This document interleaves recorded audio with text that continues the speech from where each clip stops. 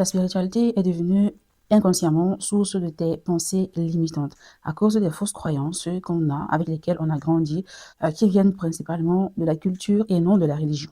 En réalité, ce n'est pas la religion qui limite beaucoup d'entre nous, mais c'est la façon dont on la comprend. Beaucoup, on a grandi avec l'argent courant. L'argent, ce n'est pas bien. Une personne pieuse ne peut pas vouloir gagner beaucoup d'argent. Chercher à réussir, ça veut dire que tu es beaucoup trop attaché à la vie sur cette terre au lieu d'être attaché à la vie future après la mort. Pourtant, ce n'est pas du tout le cas. Quand tu regardes bien dans l'histoire même de la religion de l'islam, il y a des personnes influentes. Il y a des commerçants, des commerçantes puissantes. Il y a des gens riches.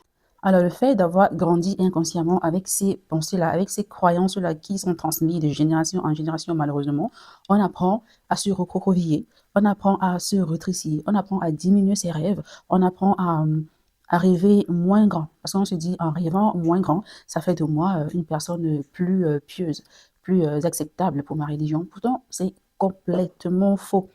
Ce n'est dit nulle part que être riche faisait de toi une mauvaise musulmane.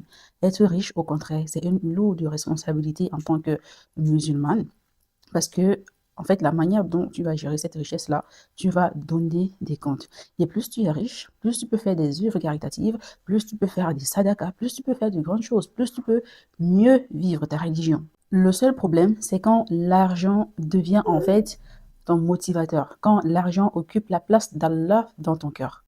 Donc, beaucoup d'entre nous, au lieu de juste de trouver l'équilibre, en fait, entre le fait d'être ambitieuse, de vouloir gagner plus d'argent, de vouloir être plus dans la spiritualité, beaucoup choisissent de laisser tomber leur ambition. Parce que certainement, c'est plus facile comme ça, le cerveau digère mieux si je laisse tomber mes ambitions. Sauf que quand tu laisses tomber tes ambitions, au fil des temps, en fait, quand tu es appelé à faire de grandes choses, tu as l'impression de survivre. Tu as l'impression de subir une vie qui n'est pas la tienne. Parce que tu es en train de te brider avec des pensées limitantes, avec des croyances qu'on t'a transmises et qui ne sont pas vraies, en fait. Et le plus pire dans ça, c'est que ces croyances-là, tu les transmets aussi à tes enfants, tout comme tes parents te l'ont transmis. Ça devient comme un cercle vicieux, en fait, de blocage transgénérationnel qui empêche les personnes spirituelles, qui empêchent surtout les femmes, en fait, d'aller chercher la vie dont elles rêvent, la vie qu'elles ont envie de vivre. Alors, je te pose une question. Est-ce que ta religion te permet de t'élever ou est-ce que certaines interprétations biaisées, certaines interprétations même manipulées t'ont appris à te limiter?